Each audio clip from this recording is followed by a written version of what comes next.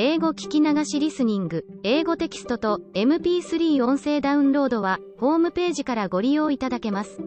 88thpp.com 88thpp.com 20. News from distant friends. May had come. Warm sunshine was bathing the whole Alp in glorious light, and having melted the last snow, had brought the first spring flowers to the surface. A merry spring wind was blowing, drying up the damp places in the shadow. High above in the azure heaven the eagle floated peacefully. Heidi and her grandfather were back on the Alp. The child was so happy to be home again that she jumped about among the beloved objects. Here she discovered a new spring bud, and there she watched the gay little gnats and beetles that were swarming in the sun. The grandfather was busy in his little shop, and a sound of hammering and sawing could be heard. Heidi had to go and see what the grandfather was making. There before the door stood a neat new chair, while the old man was busy making a second. "Oh, I know what they are for," said Heidi gaily. "You are making them for Clara and Grandmama." "Oh, but we need a third, or do you think that Miss Rottenmeier won't come, perhaps?" "I really don't know," said Grandfather, "but it is safer to have a chair for her, if she should come." Heidi, thoughtfully looking at the backless chairs, remarked, "Grandfather, I don't think she would sit down on those." "Then we must invite her to sit down on the beautiful green lounge of grass," quietly answered the old man. While Heidi was still wondering what the grandfather had meant, Peter arrived, whistling and calling. As usual, Heidi was soon surrounded by the goats, who also seemed happy to be back on the Alp. Peter, angrily pushing the goats aside, marched up to Heidi, thrusting a letter into her hand. "Did you get a letter for me on the pasture?"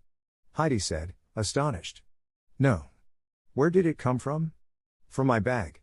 The letter had been given to Peter the previous evening. Putting it in his lunch bag, the boy had forgotten it there till he opened the bag for his dinner. Heidi immediately recognized Clara's handwriting, and bounding over to her grandfather, exclaimed, "A letter has come from Clara. Wouldn't you like me to read it to you, grandfather?" Heidi immediately read to her two listeners, as follows: "Dear Heidi, we are all packed up and shall travel in 2 or 3 days. Papa is leaving, too, but not with us, for he has to go to Paris first. The dear doctor visits us now every day, and as soon as he opens the door, he calls, away to the Alp. For he can hardly wait for us to go. If you only knew how he enjoyed being with you last fall. He came nearly every day this winter to tell us all about you and the grandfather and the mountains and the flowers he saw. He said that it was so quiet in the pure, delicious air, away from towns and streets, that everybody has to get well there. He is much better himself since his visit, and seems younger and happier. Oh, how I look forward to it all. The doctor's advice is, that I shall go to Regatz first for about 6 weeks, then I can go to live in the village, and from there I shall come to see you every fine day. Grandmama, who is coming with me, is looking forward to the trip too. But just think, Miss Rottenmeier does not want to go. When Grandmama urges her, she always declines politely. I think Sebastian must have given her such a terrible description of the high rocks and fearful abysses, that she is afraid. I think he told her that it was not safe for anybody, and that only goats could climb such dreadful heights. She used to be so eager to go to Switzerland, but now neither Tinette nor she wants to take the risk. I can hardly wait to see you again. Goodbye, dear Heidi, with much love from Grandmama, I am your true friend, Clara." When Peter heard this, he swung his rod to right and left. Furiously driving the goats before him, he bounded down the hill. Heidi visited the grandmother next day, for she had to tell her the good news. Sitting up in her corner, the old woman was spinning as usual. Her face looked sad, for Peter had already announced the near visit of Heidi's friends, and she dreaded the result. After having poured out her full heart, Heidi looked at the old woman. "What is it, grandmother?" said the child. "Are you not glad?" "Oh yes, Heidi, I am glad, because you are happy. But, grandmother, you seem so anxious. Do you still think Miss Rottenmeier is coming?" "Oh no, it is nothing. Give me your hand, for I want to be sure that you are still here. I suppose it will be for the best, even if I shall not live to see the day." "Oh, but then I would not care about this coming," to the child. The grandmother had hardly slept all night for thinking of Clara's coming. Would they take Heidi away from her, now that she was well and strong? But for the sake of the child she resolved to be brave. "Heidi," she said, "please read me the song that begins with 'God will see to it.'" Heidi immediately did as she was told. She knew nearly all the grandmother's favorite hymns by now and always found them quickly. "That does me good, child," the old woman said. Already the expression of her face seemed happier and less troubled. "Please read it a few times over, child," she entreated. Thus evening came, and when Heidi wandered homewards, one twinkling star after another appeared in the sky. Heidi stood still every few minutes, looking up to the firmament in wonder. When she arrived home, her grandfather also was looking up to the stars, murmuring to himself, "What a wonderful month!" One day clearer than the other. The herbs will be fine and strong this year. The blossom month had passed, and June, with the long, long days, had come. Quantities of flowers were blooming everywhere, filling the air with perfume. The month was nearing its end, when one morning Heidi came running out of the hut, where she had already completed her duties. Suddenly she screamed so loud that the grandfather hurriedly came out to see what had happened. "Grandfather! Come here! Look, look!" A strange procession was winding up the Alm. First marched two men, carrying an open sedan chair with a young girl in it, wrapped up in many shawls. Then came a stately lady on horseback, who, talking with a young guide beside her, looked eagerly right and left.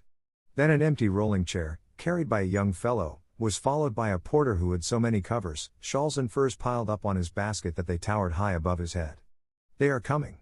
They are coming!" cried Heidi in her joy, and soon the party had arrived at the top. Great was the happiness of the children at seeing each other again. When Grandmama had descended from her horse, she tenderly greeted Heidi first, and then turned to the uncle, who had approached the group. The two met like two old friends, they had heard so much about each other. After the first words were exchanged, the grandmother exclaimed, "My dear uncle, what a wonderful residence you have! Who would have ever thought it? Kings could envy you here. Oh, how well my Heidi is looking, just like a little rose," she continued, drawing the child closely to her side and patting her cheeks. "What glory everywhere! Clara, what do you say to it all?"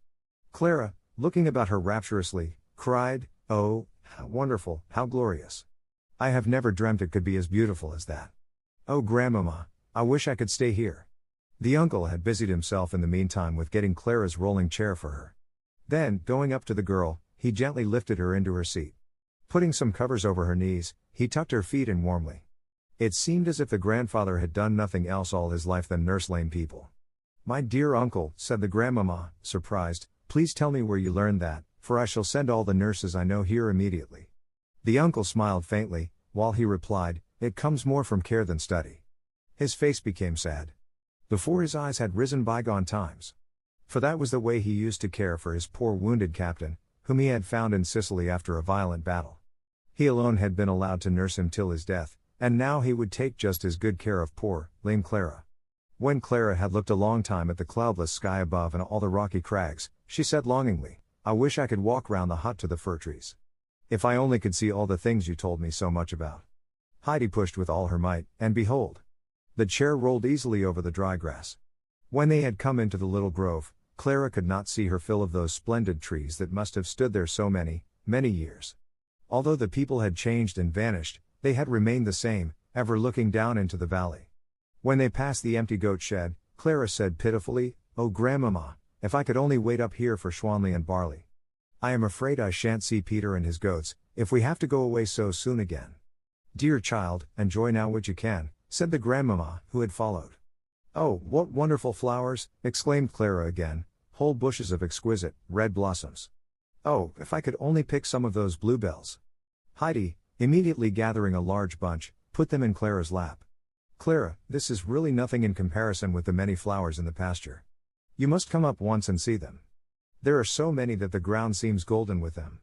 If you ever sit down among them, you will feel as if you could never get up any more, it is so beautiful." "Oh Grandmama, do you think I can ever go up there?" Clara asked with a wild longing in her eyes. "If I could only walk with you, Heidi, and climb round everywhere." "I'll push you," Heidi said for comfort. To show how easy it was, she pushed the chair at such a rate that it would have tumbled down the mountain, if the grandfather had not stopped it at the last moment. It was time for dinner now. The table was spread near the bench, and soon everybody sat down. The grandmother was so overcome by the view and the delicious wind that fanned her cheek that she remarked, "What a wondrous place this is. I have never seen its like. But what do I see?" She continued. "I think you are actually eating your second piece of cheese, Clara?" "Oh Grandmama, it tastes better than all the things we get in regattes," replied the child, eagerly eating the savory dish. "Don't stop, our mountain wind helps along where the cooking is faulty," contentedly said the old man. During the meal the uncle and the grandmama had soon got into a lively conversation. They seemed to agree on many things, and understood each other like old friends. A little later the grandmama looked over to the west. We must soon start, Clara, for the sun is already low. Our guides will be here shortly. Clara's face had become sad, and she entreated, "Oh, please let us stay here another hour or so. We haven't even seen the hut yet. I wish the day were twice as long." The grandmama assented to Clara's wish to go inside. When the rolling chair was found too broad for the door, the uncle quietly lifted Clara in his strong arms and carried her in. Grandmama was eagerly looking about her, glad to see everything so neat. Then going up the little ladder to the hayloft, she discovered Heidi's bed. "Is that your bed, Heidi? What a delicious perfume. It must be a healthy place to sleep," she said, looking out through the window. The grandfather, with Clara, was coming up, too, with Heidi following. Clara was perfectly entranced. What a lovely place to sleep. "Oh, Heidi, you can look right up to the sky from your bed. What a good smell. You can hear the fir trees roar here, can't you? Oh, I never saw a more delightful bedroom." The uncle, looking at the old lady, said, "Now, I have an idea that it would give Clara new strength to stay up here with us a little while. Of course, I only mean if you did not object. You have brought so many wraps that we can easily make a soft bed for Clara here. My dear lady, you can easily leave the care to me. I'll undertake it gladly." The children screamed for joy, and grandmama's face was beaming. "What a fine man you are!" she burst out. "I was just thinking myself that a stay here would strengthen the child, but then I thought of the care and trouble for you. And now you have offered to do it, as if it was nothing at all. How can I thank you enough, uncle?" After shaking hands many times, the two prepared Clara's bed, which, thanks to the old lady's precautions, was soon so soft that the hay could not be felt through it all. The uncle had carried his new patient back to her rolling chair, and there they found her sitting, with Heidi beside her. They were eagerly talking of their plans for the coming weeks. When they were told that Clara might stay for a month or so, their faces beamed more than ever. The guide, with the horse, and the carriers of the chair, now appeared, but the last two were not needed any more and could be sent away. When the grandmother got ready to leave, Clara called gaily to her, "Oh, grandmama, it won't be long, for you must often come and see us." While the uncle was leading the horse down the steep incline, the grandmama told him that she would go back to Regatz, for the Dorfli was too lonely for her. She also promised to come back from time to time. Before the grandfather had returned, Peter came racing down to the hut with all his goats. Seeing Heidi, they ran up to her in haste, and so Clara made the acquaintance of Schwanli and Barley and all the others. Peter, however, kept away, only sending furious looks at the two girls. When they bade him good night, he only ran away, beating the air with his stick. The end of the joyous day had come. The two children were both lying in their beds. "Oh, Heidi," Clara exclaimed, "I can see so many glittering stars, and I feel as if we were driving in a high carriage straight into the sky." "Yes, and do you know why the stars twinkle so merrily?" inquired Heidi. "No, but tell me." "Because they know that God in heaven looks after us mortals, and we never need to fear. See, they twinkle and show us how to be merry, too. But Clara, we must not forget to pray to God and ask Him to think of us and keep us safe." Sitting up in bed, they then said their evening prayer. As soon as Heidi lay down, she fell asleep. But Clara could not sleep quite yet, it was too wonderful to see the stars from her bed. In truth, she had never seen them before, because in Frankfurt all the blinds were always down long before the stars came out, and at night she had never been outside the house. She could hardly keep her eyes shut, and had to open them again and again to watch the twinkling, glistening stars, till her eyes closed at last and she saw two big, glittering stars in her dream. 21. Of further events on the ALP. The sun was just rising, and the Almuncle was watching how mountain and dale awoke to the new day, and the clouds above grew brighter. Next, the old man turned to go back into the hut, and softly climbed the ladder. Clara, having just a moment ago opened her eyes, looked about her in amazement. Bright sunbeams danced on her bed. Where was she? But soon she discovered her sleeping friend, and heard the grandfather's cheery voice, "How did you sleep? Not tired?" Clara, feeling fresh and rested, said that she had never slept better in all her life. Heidi was soon awake, too, and lost no time in coming down to join Clara, who was already sitting in the sun. A cool morning breeze fanned their cheeks, and the spicy fragrance from the fir trees filled their lungs with every breath. Clara had never experienced such well-being in all her life. She had never breathed such pure, cool morning air and never felt such warm, delicious sunshine on her feet and hands. It surpassed all her expectations. "Oh, Heidi, I wish I could always stay up here with you," she said. "Now you can see that everything is as beautiful as I told you," Heidi replied triumphantly. "Up on the Alp with grandfather is the loveliest spot in all the world.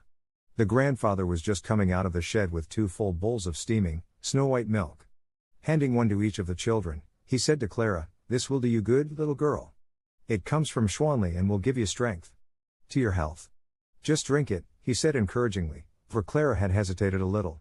But when she saw that Heidi's bowl was nearly empty already, she also drank without even stopping. Oh, how good it was! It tasted like cinnamon and sugar. "We'll take 2 tomorrow," said the grandfather. After their breakfast, Peter arrived. While the goats were rushing up to Heidi, bleating loudly, the grandfather took the boy aside. "Just listen, and do what I tell you," he said. "From now on you must let Schwanli go wherever she likes. She knows where to get the richest herbs, and you must follow her, even if she should go higher up than usual. It won't do you any harm to climb a little more, and will do all the others good. I want the goats to give me splendid milk, remember. What are you looking at so furiously?" Peter was silent, and without more ado started off, still angrily looking back now and then. As Heidi had followed a little way, Peter called to her, "You must come along, Heidi, Schwanli has to be followed everywhere." "No, but I can't," Heidi called back, "I won't be able to come as long as Clara is with me. Grandfather has promised, though, to let us come up with you once." With those words Heidi returned to Clara, while the goat herd was hurrying onward, angrily shaking his fists. The children had promised to write a letter to Grandmama every day, so they immediately started on their task. Heidi brought out her own little 3-legged stool, her school books and her papers, and with these on Clara's lap they began to write. Clara stopped after nearly every sentence, for she had to look around. Oh, how peaceful it was with the little gnats dancing in the sun and the rustling of the trees. From time to time they could hear the shouting of a shepherd re-echoed from many rocks. The morning had passed, they knew not how, and dinner was ready. They again ate outside, for Clara had to be in the open air all day, if possible. The afternoon was spent in the cool shadow of the fir trees. Clara had many things to relate of Frankfurt and all the people that Heidi knew. It was not long before Peter arrived with his flock, but without even answering the girl's friendly greeting, he disappeared with a grim scowl. While Schwanli was being milked in the shed, Clara said, "Oh, Heidi, I feel as if I could not wait for my milk. Isn't it funny?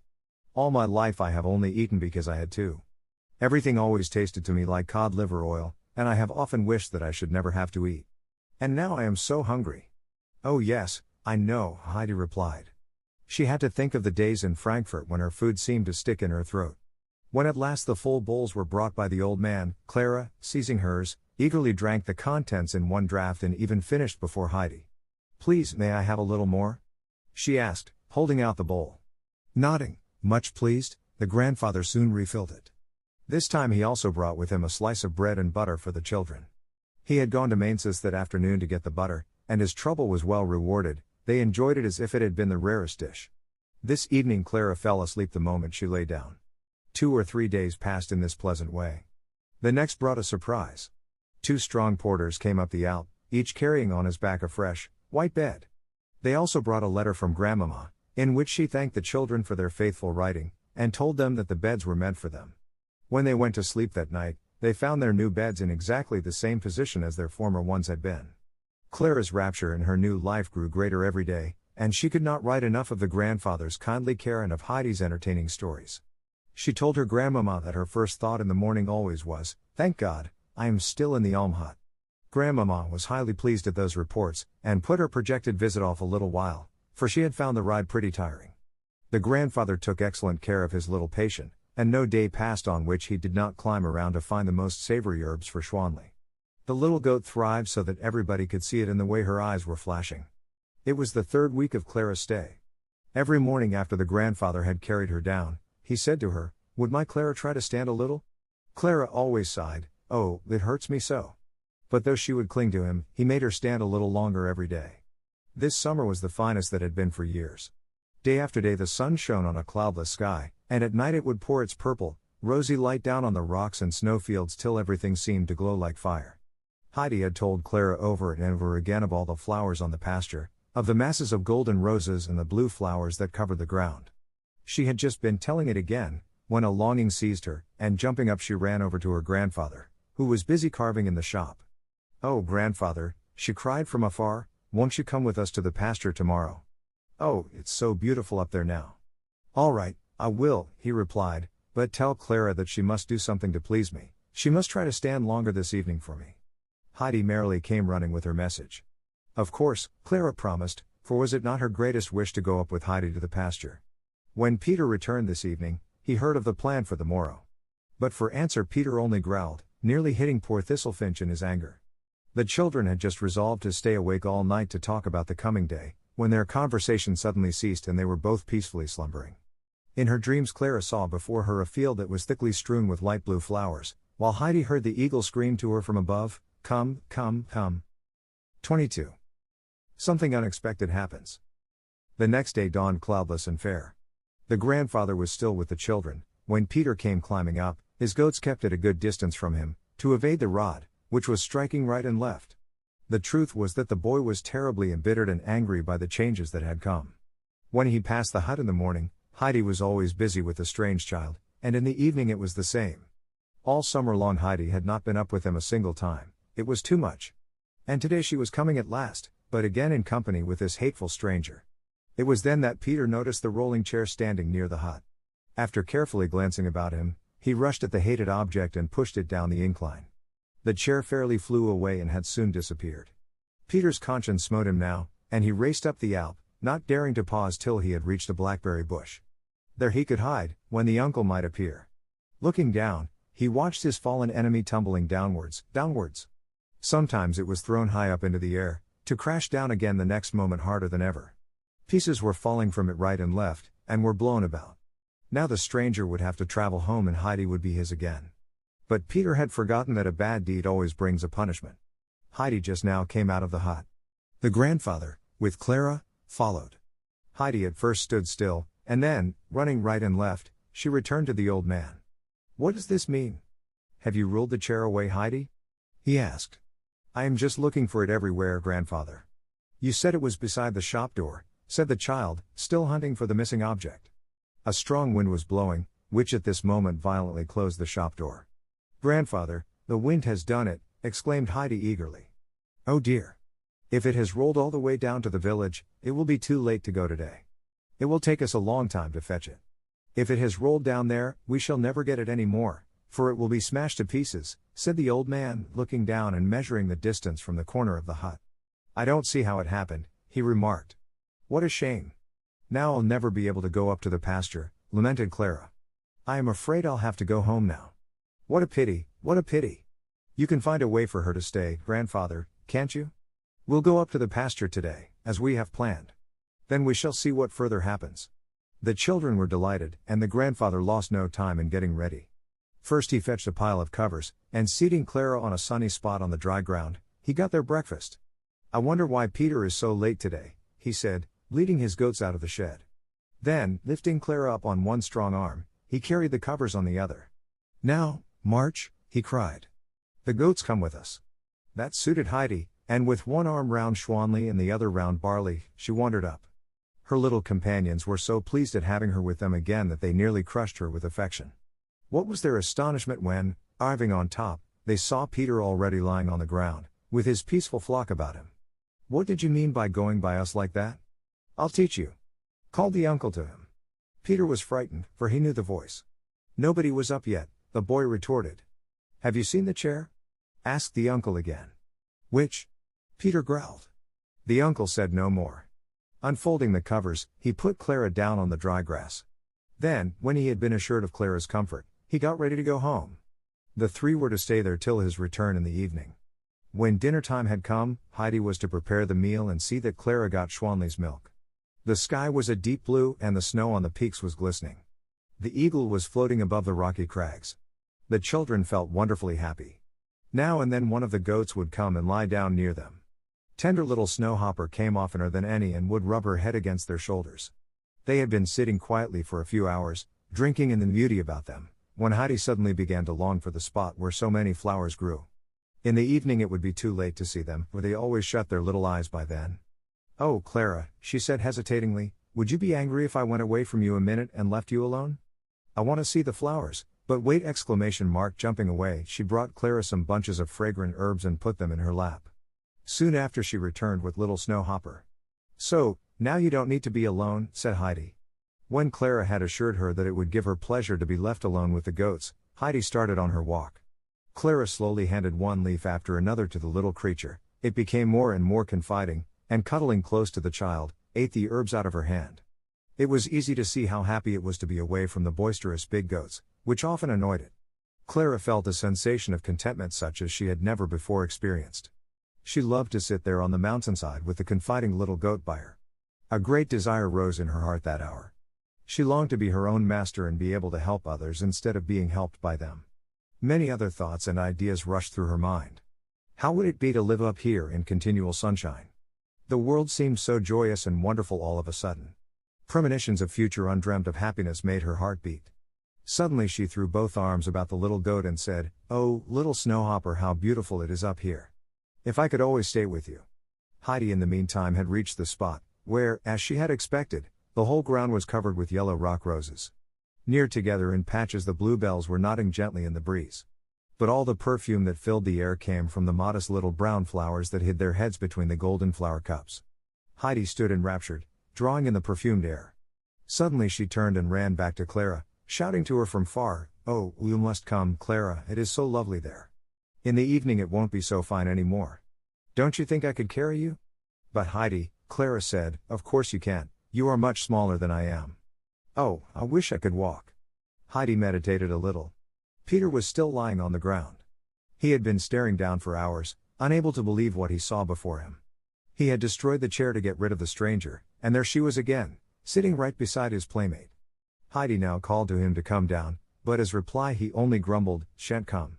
"But you must, come quickly, for I want you to help me." "Quickly," urged the child. "Don't want to," sounded the reply.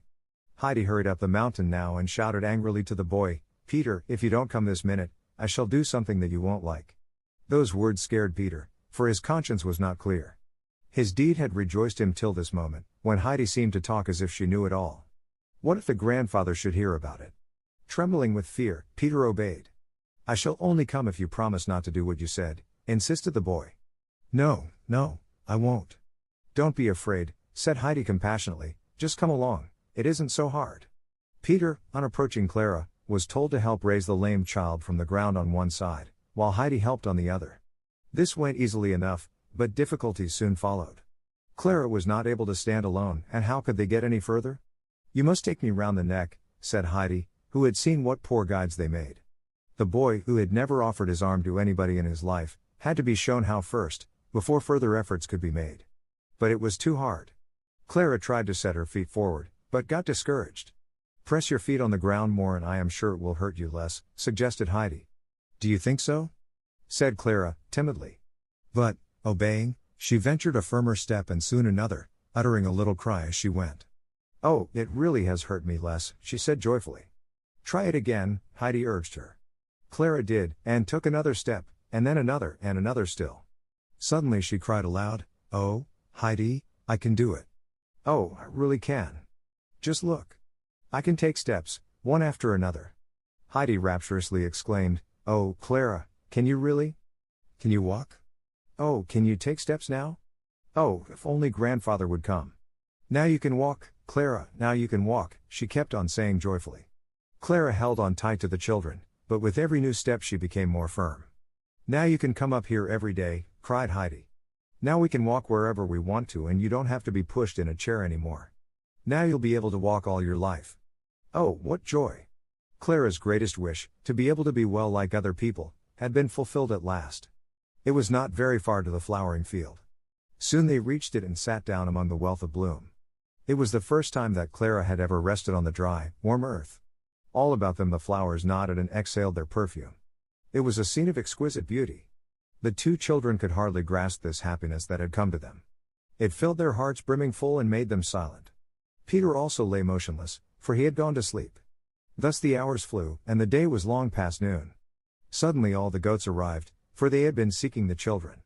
They did not like to graze in the flowers, and were glad when Peter awoke with their loud bleating.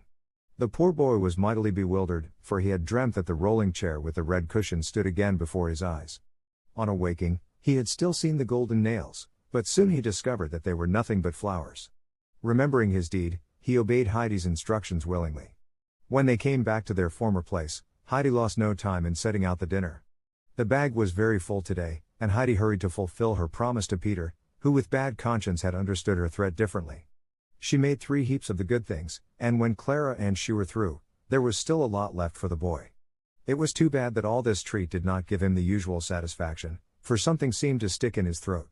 Soon after their belated dinner, the grandfather was seen climbing up the Alp. Heidi ran to meet him, confusedly telling him of the great event. The old man's face shone at this news.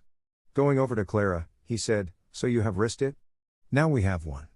Then picking her up, he put one arm around her waist, and the other one he stretched out as support, and with his help she marched more firmly than ever.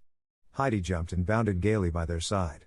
In all this excitement the grandfather did not lose his judgment, and before long lifted Clara on his arm to carry her home.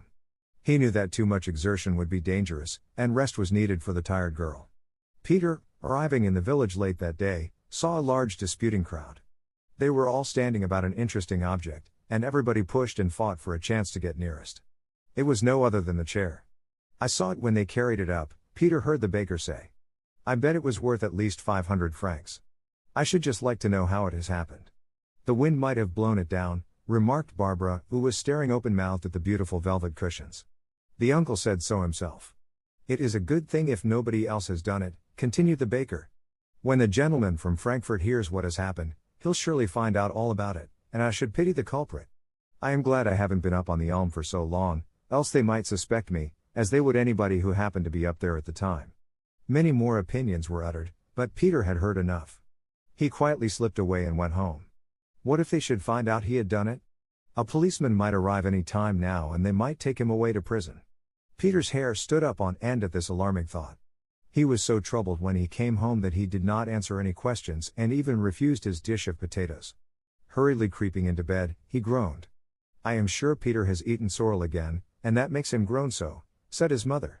"You must give him a little more bread in the morning, Brigitte." "Take a piece of mine," said the compassionate grandmother.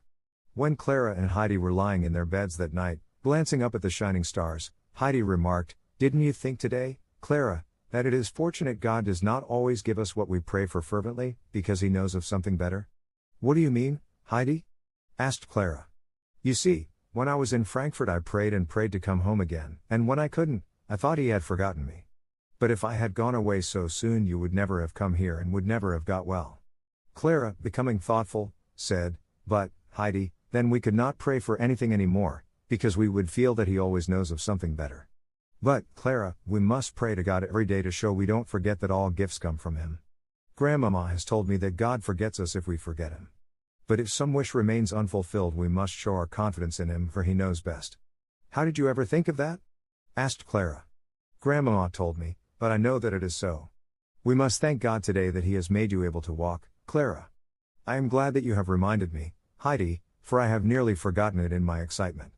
The children both prayed and sent their thanks up to heaven for the restoration of the invalid. Next morning a letter was written to Grandmama, inviting her to come up to the Alp within a week's time, for the children had planned to take her by surprise. Clara hoped then to be able to walk alone, with Heidi for her guide. The following days were happier still for Clara. Every morning she awoke with her heart singing over and over again, "Now I am well. Now I can walk like other people." She progressed, and took longer walks every day. Her appetite grew amazingly, and the grandfather had to make larger slices of the bread and butter that, to his delight, disappeared so rapidly. He had to fill bowl after bowl of the foaming milk for the hungry children. In that way they reached the end of the week that was to bring the grandmama. 23. Parting to meet again. A day before her visit the grandmama had sent a letter to announce her coming. Peter brought it up with him next morning. The grandfather was already before the hut with the children and his merry goats. His face looked proud, as he contemplated the rosy faces of the girls and the shining hair of his 2 goats. Peter, approaching, neared the uncle slowly. As soon as he had delivered the letter, he sprang back shyly, looking about him as if he was afraid. Then with a leap he started off. "I should like to know why Peter behaves like the big Turk when he is afraid of the rod," said Heidi, watching his strange behavior. "Maybe Peter fears a rod that he deserves," said the old man. All the way Peter was tormented with fear. He could not help thinking of the policeman who was coming from Frankfurt to fetch him to prison. It was a busy morning for Heidi, who put the hut in order for the expected visitor. The time went by quickly and soon everything was ready to welcome the good grandmama. The grandfather also returned from a walk, on which he had gathered a glorious bunch of deep blue gentians. The children, who were sitting on the bench, exclaimed for joy when they saw the glowing flowers. Heidi, Getting up from time to spy down the path, suddenly discovered Grandmama, sitting on a white horse and accompanied by 2 men. One of them carried plenty of wraps, for without those the lady did not dare to pay such a visit. The party came nearer and nearer, and soon reached the top. "What do I see? Clara, what is this? Why are you not sitting in your chair? How is this possible?" cried the grandmamma in alarm, dismounting hastily. Before she had quite reached the children, she threw her arms up in great excitement. "Clara, is that really you? You have red, round cheeks, my child. I hardly know you any more." Grandmamma was going to rush at her grandchild, when Heidi slipped from the bench, and Clara, taking her arm, they quietly took a little walk. The grandmamma was rooted to the spot from fear. What was this? Upright and firm, Clara walked beside her friend. When they came back, their rosy faces beamed. Rushing toward the children, the grandmother hugged them over and over again. Looking over to the bench, she beheld the uncle, who sat there smiling. Taking Clara's arm in hers, she walked over to him, continually venting her delight. When she reached the old man, she took both his hands in hers and said, "My dear, dear uncle. What have we to thank you for? This is your work, your care and nursing." "But our Lord's sunshine and mountain air," interrupted the uncle, smiling. Then Clara called, "Yes, and also Schwanley's good, delicious milk. Grandmamma, you ought to see how much goat milk I can drink now. Oh, it is so good." "Indeed, I can see that from your cheeks," said the grandmamma, smiling. "No, I hardly recognize you any more. You have become broad and round. I never dreamt that you could get so stout and tall. Oh, Clara, is it really true? I cannot look at you enough. But now I must telegraph your father to come. I shan't tell him anything about you, for it will be the greatest joy of all his life. My dear uncle, how are we going to manage it? Have you sent the men away?" "I have, but I can easily send the goatherd." So they decided that Peter should take the message. The uncle immediately whistled so loud that it resounded from all sides. Soon Peter arrived, white with fear, for he thought his doom had come. But he only received a paper that was to be carried to the post office of the village. Relieved for the moment, Peter set out. Now all the happy friends sat down round the table, and Grandmamma was told how the miracle had happened. Often the talk was interrupted by exclamations of surprise from Grandmamma, who still believed it was all a dream. How could this be her pale, weak little Clara? The children were in a constant state of joy, to see how their surprise had worked. Meanwhile Mr. Seesman, having finished his business in Paris, was also preparing a surprise. Without writing his mother, he traveled to Regatz on a sunny summer morning. He had arrived on this very day, some hours after his mother's departure, and now, taking a carriage, he drove to Mayenfeld. The long ascent to the Alp from there seemed very weary and far to the traveler. When would he reach the goatherd's hut? There were many little roads branching off in several directions, and sometimes Mr. Seesman doubted if he had taken the right path. But not a soul was near, and no sound could be heard except the rustling of the wind and the hum of little insects. A merry little bird was singing on a large tree, but nothing more. Standing still and cooling his brow, he saw a boy running down the hill at topmost speed. Mr. Seesman called to him, but with no success, for the boy kept at a shy distance. "Now, my boy, can't you tell me if I am on the right path to the hut where Heidi lives and the people from Frankfurt are staying?" A dull sound of terror was the only reply. Peter shot off and rushed head over heels down the mountainside, turning wild somersaults on his perilous way. His course resembled the course his enemy had taken some days ago. "What a funny, bashful mountaineer," Mr. Seesman remarked to himself, thinking that the appearance of a stranger had upset this simple son of the Alps. After watching the downward course of the boy a little while, he soon proceeded on his way. In spite of the greatest effort, Peter could not stop himself, and kept rolling on. But his fright and terror were still more terrible than his bumps and blows. This stranger was the policeman, that was a certain fact. At last, being thrown against a bush, he clutched it wildly. "Good, here's another one."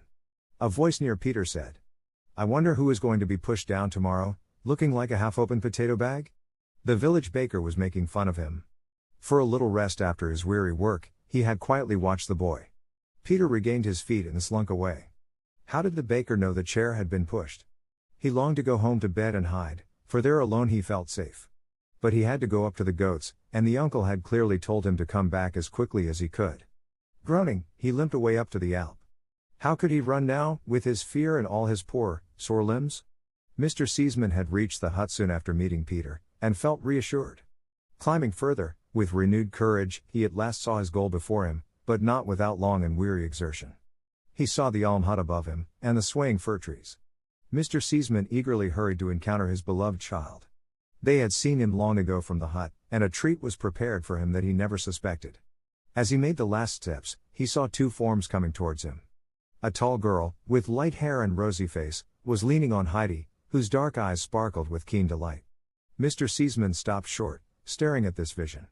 Suddenly big tears rushed from his eyes, for this shape before him recalled sweet memories. Clara's mother had looked exactly like this fair maiden. Mr. Seaman at this moment did not know if he was awake or dreaming. "Papa, don't you know me anymore?" Clara called with beaming eyes. "Have I changed so much?" Mr. Seaman rushed up to her, folding her in his arms. "Yes, you have changed. How is it possible? Is it really true? Is it really you, Clara?" asked the overjoyed father, embracing her again and then gazing at her, as she stood tall and firm by his side.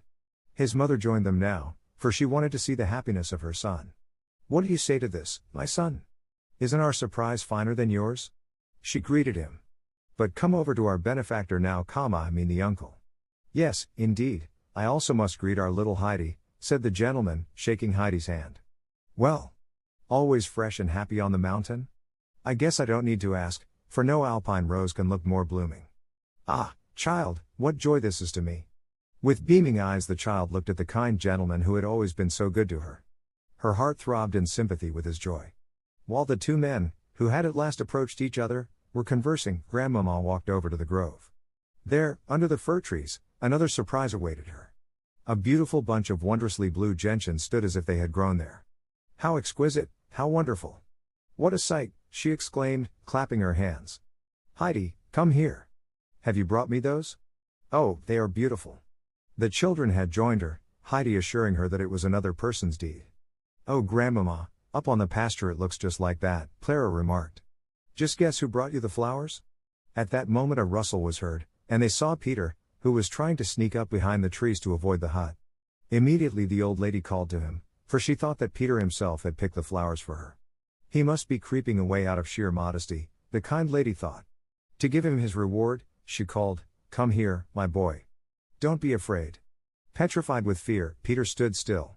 What had gone before had robbed him of his courage. He thought now that all was over with him. With his hair standing up on end and his pale face distorted by anguish, he approached. "Come straight to me, boy," the old lady encouraged him. "Now tell me, boy, if you have done that." In his anxiety, Peter did not see the grandmama's finger that pointed to the flowers. He only saw the uncle standing near the hut, looking at him penetratingly, and beside him the policeman, the greatest horror for him in the world. Trembling in every limb, Peter answered, "Yes." "Well, but what are you so frightened about?" Because it is broken and can never be mended again," Peter said, his knees tottering under him. The grandmama now walked over to the hut. "My dear uncle," she asked kindly, "is this poor lad out of his mind?" "Not at all," was the reply, "only the boy was the wind which blew away the wheelchair. He is expecting the punishment he well deserves." Grandmama was very much surprised, for she vowed that Peter looked far from wicked. Why should he have destroyed the chair? The uncle told her that he had noticed many signs of anger in the boy since Clara's advent on the Alp. He assured her that he had suspected the boy from the beginning. "My dear uncle," the old lady said with animation, "we must not punish him further. We must be just. It was very hard on him when Clara robbed him of Heidi, who was his greatest treasure. When he had to sit alone day after day, it roused him to a passion which drove him to this wicked deed. It was rather foolish, but we all get so when we get angry." The lady walked over to the boy again, who was still quivering with fear. Sitting down on the bench, she began, "Come, Peter, I'll tell you something. Stop trembling and listen. You pushed the chair down, to destroy it. You knew very well that it was wicked and deserved punishment. You tried very hard to conceal it, did you not? But if somebody thinks that nobody knows about a wicked deed, he is wrong. God always knows it. As soon as he finds that a man is trying to conceal an evil he has done, he wakens a little watchman in his heart, who keeps on pricking the person with a thorn till all his rest is gone. He keeps on calling to the evildoer, 'Now you'll be found out. Now your punishment is near!' ! His joy has flown, for fear and terror take its place. Have you not just had such an experience, Peter?" Peter nodded, all contrite. He certainly had experienced this. "You have made a mistake," the grandmama continued, "by thinking that you would hurt Clara by destroying her chair. It has so happened that what you have done has been the greatest good for her. She would probably never have tried to walk, if her chair had been there. If she should stay here, she might even go up to the pasture every single day. Do you see, Peter? God can turn a misdeed to the good of the injured person and bring trouble on the offender. Have you understood me, Peter? Remember the little watchman when you long to do a wicked deed again. Will you do that? Yes, I shall, Peter replied, still fearing the policeman, who had not left yet. So now that matter is all settled, said the old lady in conclusion. Now tell me if you have a wish, my boy, for I am going to give you something by which to remember your friends from Frankfurt. What is it? What would you like to have? Peter, lifting his head, stared at the grandmamma with round, astonished eyes. He was confused by this sudden change of prospect. Being again urged to utter a wish, he saw at last that he was saved from the power of the terrible man. He felt as if the most crushing load had fallen off him. He knew now that it was better to confess at once, when something had gone wrong, so he said, I have also lost the paper. Reflecting a while, the grandmamma understood and said, That is right. Always confess what is wrong, then it can be settled. And now, what would you like to have? So Peter could choose everything in the world he wished. His brain got dizzy. He saw before him all the wonderful things in the fair in Mayenfeld. He had often stood there for hours, looking at the pretty red whistles and the little knives. Unfortunately, Peter had never possessed more than half what those objects cost. He stood thinking, not able to decide, when a bright thought struck him. 10 pennies, said Peter with decision. That certainly is not too much, the old lady said with a smile, taking out of her pocket a big, round thaler, on top of which she laid 20 pennies. Now I'll explain this to you. Here you have as many times 10 pennies as there are weeks in the year. You'll be able to spend one every Sunday through the year. All my life? Peter asked quite innocently. The grandmamma began to laugh so heartily at this that the two men came over to join her. Laughingly she said, You shall have it, my boy, I will put it in my will and then you will do the same, my son. Listen. Peter the goatherd shall have a 10-penny piece weekly as long as he lives. Mr. Seaman nodded. Peter, looking at his gift, said solemnly, God be thanked. Jumping and bounding, he ran away. His heart was so light that he felt he could fly. A little later the whole party sat round the table holding a merry feast. After dinner, Clara, who was lively as never before, said to her father, Oh, Papa, if you only knew all the things grandfather did for me. It would take many days to tell you, I shall never forget them all my life. Oh, if we could please him only half as much as what he did for me. It is my greatest wish, too, dear child, said her father, I have been trying to think of something all the time. We have to show our gratitude in some way. Accordingly Mr. Seaman walked over to the old man, and began, My dear friend, may I say one word to you? I am sure you believe me when I tell you that I have not known any real joy for years. What was my wealth to me when I could not cure my child and make her happy? With the help of the Lord you have made her well. You have given her a new life. Please tell me how to show my gratitude to you. I know I shall never be able to repay you, but what is in my power I shall do. Have you any request to make? Please let me know. The uncle had listened quietly and had looked at the happy father. Mr. Seaman, you can be sure that I also am repaid by the great joy I experience at the recovery of Clara, said the uncle firmly. I thank you for your kind offer, Mr. Seaman. As long as I live I have enough for me and the child. But I have one wish. If this could be fulfilled, my life would be free of care. Speak, my dear friend, urged Clara's father. I am old, continued the uncle, and shall not live many years. When I die I cannot leave Heidi anything. The child has no relations except one, who even might try to take advantage of her if she could. If you would give me the assurance, Mr. Seaman, that Heidi will never be obliged to go into the world and earn her bread, you would amply repay me for what I was able to do for you and Clara. My dear friend, there is no question of that, began Mr. Seaman, the child belongs to us. I promise at once that we shall look after her so that there will not be any need of her ever earning her bread. We all know that she is not fashioned for a life among strangers. Nevertheless, she has made some true friends, and one of them will be here very shortly. Dr. Klassen is just now completing his last business in Frankfurt. He intends to take your advice and live here. He has never felt so happy as with you and Heidi. The child will have 2 protectors near her, and I hope with God's will, that they may be spared a long, long time. And may it be God's will. Added the grandmamma, who with Heidi had joined them, shaking the uncle tenderly by the hand. Putting her arms around the child, she said, Heidi, I want to know if you also have a wish? Yes indeed, I have, said Heidi, pleased. Tell me what it is, child. I should like to have my bed from Frankfurt with the 3 high pillows and the thick, warm cover. Then grandmother will be able to keep warm and won't have to wear her shawl in bed. Oh, I'll be so happy when she won't have to lie with her head lower than her heels, hardly able to breathe. Heidi had said all this in one breath, she was so eager. Oh dear, I had nearly forgotten what I meant to do. I am so glad you have reminded me, Heidi. If God sends us happiness, we must think of those who have many privations. I shall telegraph immediately for the bed, and if Miss Rottenmeier sends it off at once, it can be here in 2 days. I hope the poor blind grandmother will sleep better when it comes. Heidi, in her happiness, could hardly wait to bring the old woman the good news. Soon it was resolved that everybody should visit the grandmother, who had been left alone so long. Before starting, however, Mr. Seesman revealed his plans. He proposed to travel through Switzerland with his mother and Clara. He would spend the night in the village, so as to fetch Clara from the Alm next morning for the journey. From there they would go first to Regatz and then further. The telegram was to be mailed that night.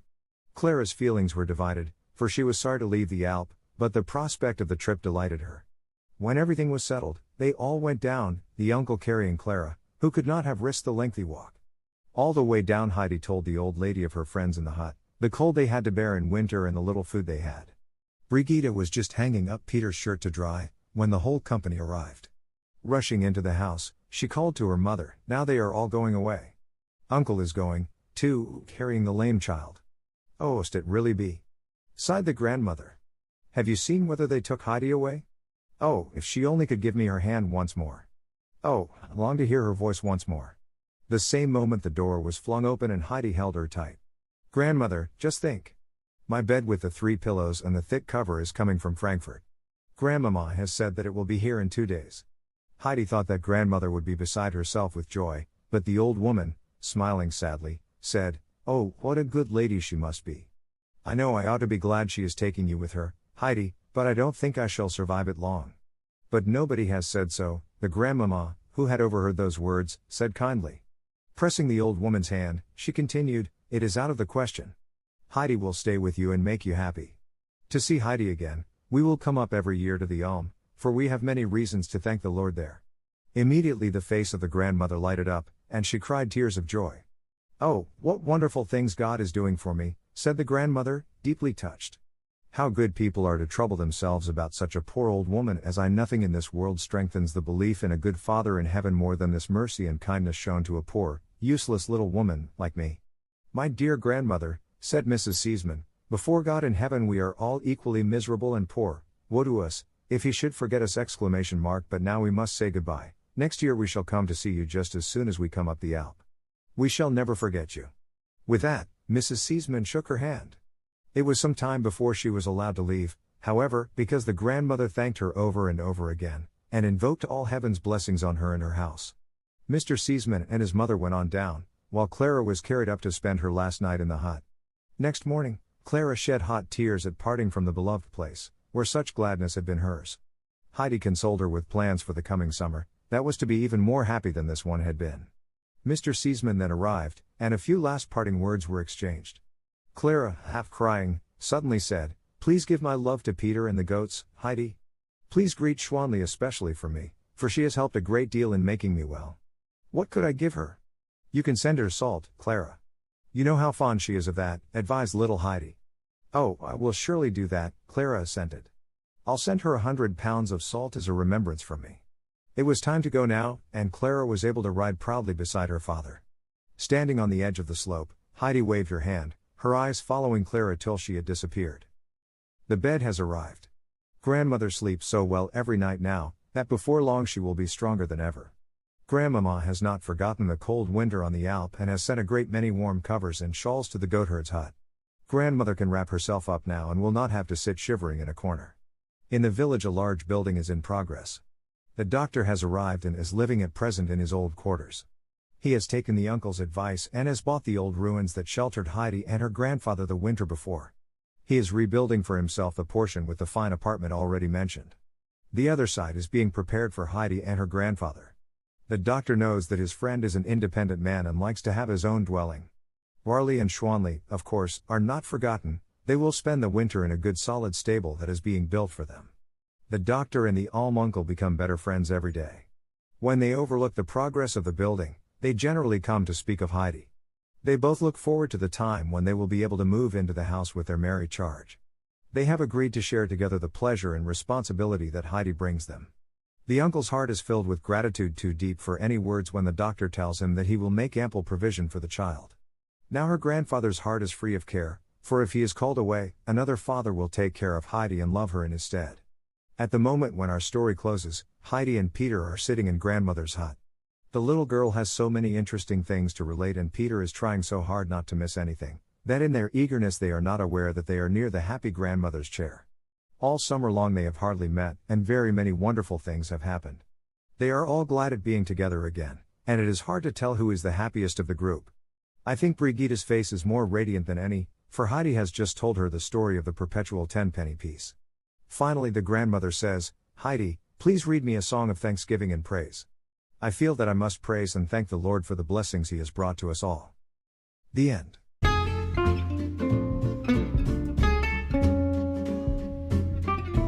英語聞き流しリスニング、英語テキストと MP3 ダウンロード、その他の物語はホームページからお聞きいただけます。88thpp.com 88thpp.com